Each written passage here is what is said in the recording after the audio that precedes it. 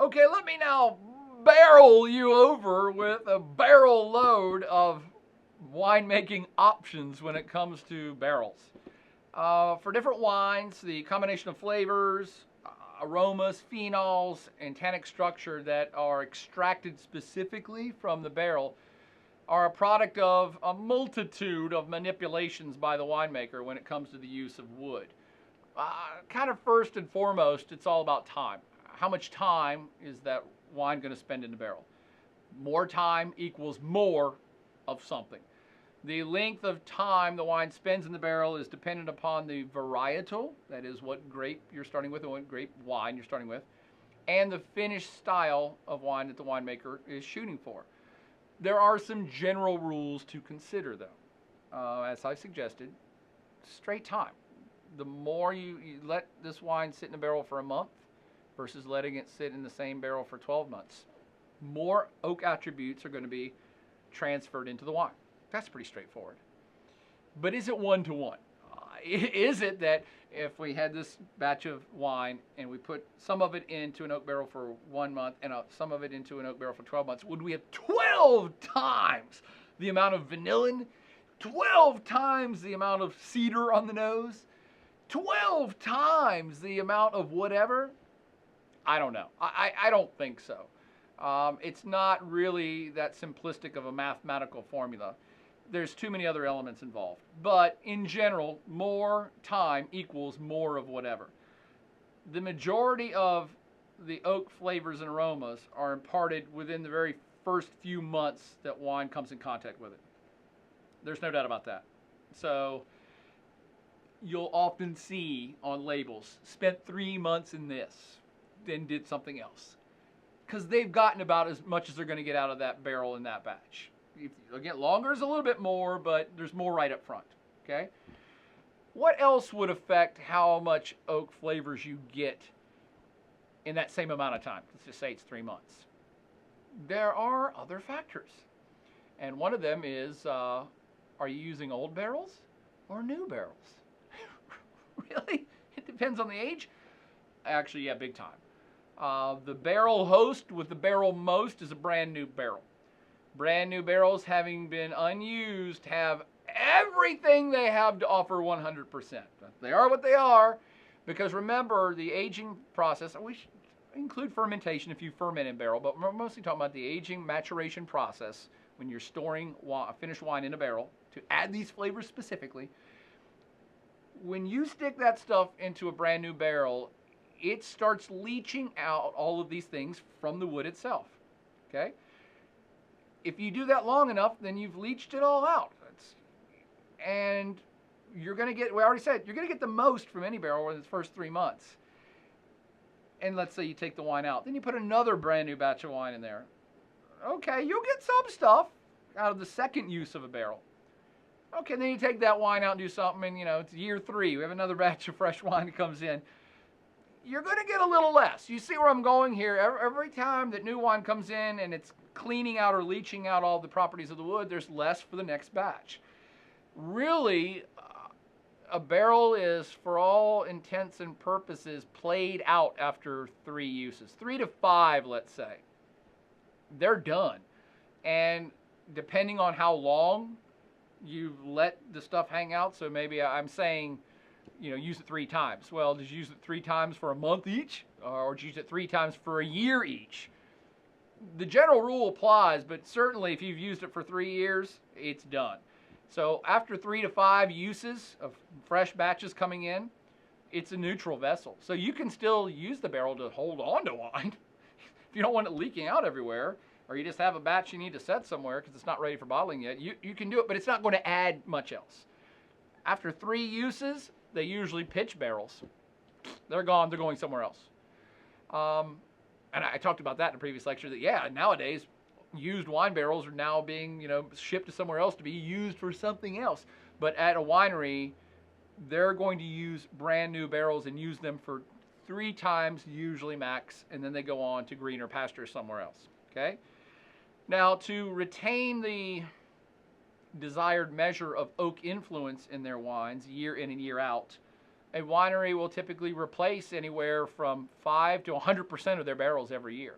Because remember, I'm explaining these semi-complicated processes to you, and you're a consumer, so maybe you don't care. But I want you to fully understand them so that you understand what you're buying, and you can buy better. So consider what I'm talking about from a winemaker's perspective. You're a winemaker, and you want to make the best wine you can, and you want to make a great wine that your consumers like. And if you're successful, then your consumers buy it, and they really like it, and they're going to come back and buy it from you again next year, and the year after that, and the year after that. That's how you build a reputation. But one of the limiting constraints of a reputation is people come to expect roughly the same wine every year. They fell in love with this wine. They don't want it to be totally different next year, because that's not what they came back for. So when we're thinking about the use of oak in wine, the winemakers are saying, well, here's the product that we're striving for. About, X number of phenols and this amount of vanillin and this amount of oak aromas and flavors. That's what we want, and we're shooting for consistency. So I've now told you that barrels have the biggest bang for their buck when they're brand new. So you can't just use, say you make 1 million gallons a year. You can't use the same barrels as a winemaker every year for 3 years. Do you understand why? If I took that 1 million gallons and put it in these barrels, the wine that comes out of that, it's going to be rich and aggressive. It's going to have a lot of oak flavors. Then I put that wine in bottles and sell it. Consumers drink that and they identify with that. If I use the same barrels next year, it's not going to have as much. And year 3, it's not going to have nearly as much as year 1. So in order to maintain consistency over vintages is why winemakers rotate in new barrels every year. So you want to use a combination, and they do. They mix up old and new barrels all the time, but they keep pretty good track of it. So they know that, okay, we've got 500,000 gallons in the new barrels this year, and 250,000 gallons in 2-year-old barrels, and 250,000 gallons in 3-year-old barrels, and we blend it all together before we go to bottling. Got it? Ah, right. You're getting super smart if you're following all this stuff. So you want to mix it up for consistency over years. But if you're the type of winery that says, nope, we want as big, aggressive wines, that's what we like, that's what we try to make, then you got to replace your wine barrels every single year. And some do. And some do.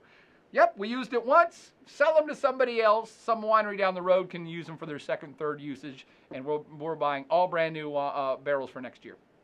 It happens. And in fact, I've seen this now, and this is hilarious. You may have seen wine labels that say, and by the way, all the stuff I'm talking about is being increasingly put on the label. And so this is what brings me to this. I've seen on labels now, winemakers say, we aged this wine in 200% new oak. Now, I am not into mathematics.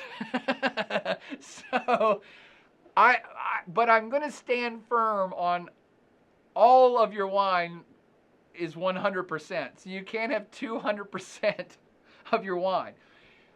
I had to look into this when I saw it for the second or third time. And so what it is, I mean, they can do whatever they want. They made the wine, they can put what they want to on the label. So there's no legal stipulations that say they can't do this. But what they're saying by this descriptor of 200% new oak is they're taking their wine, the fresh wine for this 2015 vintage, and they're putting it in all brand new barrels. So 100% is gone into brand new barrels. Okay, and then 3 months later, because that's when you get the most out of your brand new barrel host, 3 months later, they're taking all that wine out of those barrels and putting it in another set of brand new barrels. And thus their mathematical formula that they have 200% new oak. I love it. And I love just telling you that example because hopefully you understand what it means and why it's important to winemakers and the finished wine, okay? But we're not done yet. That's just time, okay? So we've now mentioned a couple factors. Time that you age in oak, new barrels or older barrels, okay? And now number 3, what type of wood did you use for the barrels? That's going back to a previous lecture. Are you using American oak or French oak barrels? That's right. Remember, American oak is much more assertive. It adds a whole lot more flavors, punches you in the face. French oak, more delicate, more subtle, more chill. Hungarian oak, Slavonian oak, Canadian oak, somewhere in between that add other flavors. So just sticking with French oak and American oak, which is the most widely used, they're going to put that on the label because it's telling you something.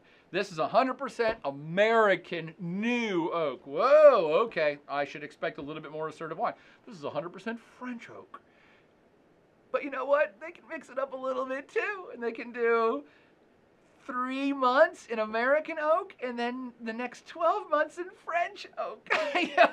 You starting to see the layers of complexity that go into winemaking, even when it comes to something which appears so simple as putting it into a wood barrel. No. There are way more nuances than any of us can imagine. And let me give you an example now, because you can now mix up all of the 3 things I've said into this gigantic hodgepodge of how you age wine. Namely, you can build a schedule that will introduce nuances at different times to the wine to make a wildly different end product. You could do this. Got this really huge, gigantic red Zinfandel. It's a really great year. We want to beat this thing up even more. We're trying to make an award-winning wine here. So we're going to put the first 3 months in new American oak. That's huge now, huge. But we want to tamper it down a little bit. So we're going to move it, and for 6 months, we're going to put it into a used French oak barrel. Oh, maybe it's a Limoges French oak barrel. So new American to used French, Limoges. And then, this is long-term aging. We're going to then move it after 6 months into a new Slavonian oak barrel. And then for the last 12 months, we'll move it to a used Hungarian barrel. And just for kicks, we're going to roll a Canadian oak barrel through the winery. Okay, I just made up that last one. But that's a fairly complicated schedule. I don't know that any winemaker does that, but they have the option to. And there are an increasing number of people that do that very thing. They use more than one type of oak from more than one place of different ages to integrate different things at different times in the maturation process. As with all winemaking decisions, it's really all about what the winemaker is striving to produce, and of course, most importantly, the grape wine they are starting with. Not all wines would be matured the same, obviously. Big red wines, big red grapes, big red wines get emboldened by oak and all of these things. Delicate white wines, they would get overwhelmed with the same amount of oaking that you used on your reds. So for more specifics, when you go out to purchase wines, just dig these details. Things like cabs, big cabs, Cabernet Sauvignons, Malbecs, Zinfandels, Nebbiolos, big reds. Nebbiolo is what goes into Barolos and Barbarescos, super expensive Italian wines. All of those do really well with oak. It really chills them out. It tempers them down.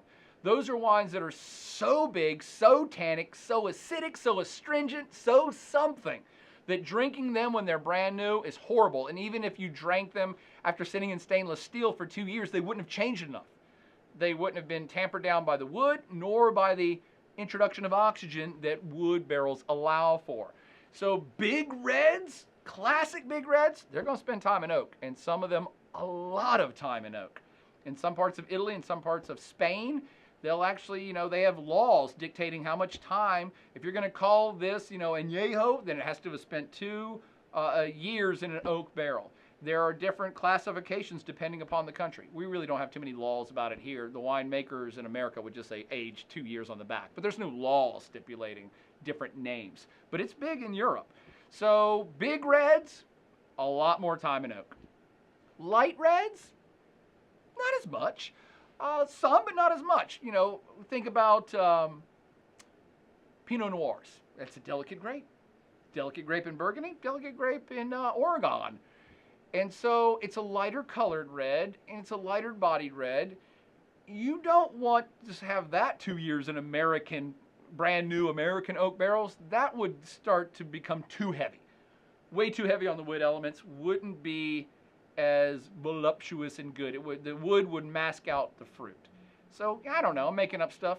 Probably less than a year for a typical Pinot Noir. Maybe even less if it's a super light one. If it was not a great vintage and the grapes didn't even get as much color, you're probably going to back off the oak a little bit. But you still like oak in those too. You like those subtle hints of the vanillins and other stuff. So you want some, but not as much as big reds. So, you know, a Pinot may spend a year or less. A premium Cabernet Sauvignon from California, maybe 2 years in oak. A Barolo, which is a Nebbiolo from the Barolo region of Italy, 4 years. Some Spanish wines, 5 or 6. I mean, those folks don't play around over there. Nebbiolo is so tannic and so big, if it's less than 4 years in a barrel, it just won't be as good. And you have wasted all that time buying an expensive wine that's just not up for the challenge of your palate. Barolo, I mentioned. High-end Rioja is the ones from Spain. That's Tempranillo, another grape I didn't mention. Those get really big, sometimes up to 10 years, 6, 7, 8, 10 years.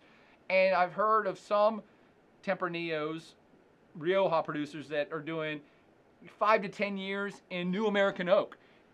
And what that does is gives this really earthy cedar and herbal characteristic that you can't get from French oak of any amount of time. So I'm giving these specifics so you understand the grape is always the most important thing. The wine is the most important thing. But different woods at different times marry together to bring out unique elements. And not all wood is the same, and not all aging in wood is the same. The schedule really matters, okay? This is also affected by a fourth thing I'll throw in, size of the barrel. Size of the barrel? Yeah. Size of the barrel plays a huge role in determining the effects on oak in the wine because it dictates the ratio of the surface area of the barrel itself to the volume of the wine that's in it. And so you get these flavors out of the wood by the liquid coming in contact with the wood and leaching out the flavors, right? Leaching out the tannins, leaching out whatever. If you have a super gigantic vessel, then you actually have a smaller ratio of surface area to the liquid, meaning less liquid is coming in contact with the wood. Okay, think about it. If you were in the room you're in right now, think about the whole thing being filled with wine and all of the walls are wood. Well, you may look at that and be like, whoa, this is so much wood here. It's getting more wood extract. No, it's actually getting less. Because don't think about all of the wood you see on the walls. All of it's only being touched by that much of the liquid. All 6 surfaces of the cube you're in, only that much of the wine is touching the floor, the ceiling, and all the walls. All the rest of the middle of the room you're in is not touching the wood. So super gigantic vessels, you actually get less extraction. There's just not as much touching. Smaller ones, you're starting to bring that ratio down. A smaller container with a volume of liquid in it, yes, there's more of it that's touching. There's less non-touching fluid in the middle of a smaller barrel. So if you want the most impact, logically, right? If you want the most impact, you get the most oak extraction, you should be in the most smallest barrel ever, right? So if you have 1 million gallons, I always say 1 million gallons, we're making 1 million gallons. The best way to get the most oak extract is to put your 1 million gallons of wine into 1 million 1-gallon barrels, right? Yeah, logically, yes. Yes, one little barrel, you put some liquid in there and man, you're going to get a big bang for your oak buck. No doubts. But does anybody do that?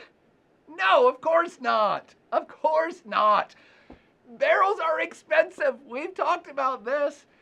You can't buy $1,800,000 barrels. No. So you don't buy super big, huge vessels for maturation. You can, but you won't get as much out of it. And you don't buy super small because they're too expensive. You know, the Bordeaux barrique is the standard for a reason because over time people have said that's about the right size. That gives you about what you want, and that's the working container that we all know what we're going to get when we age for a certain amount of time. Okay?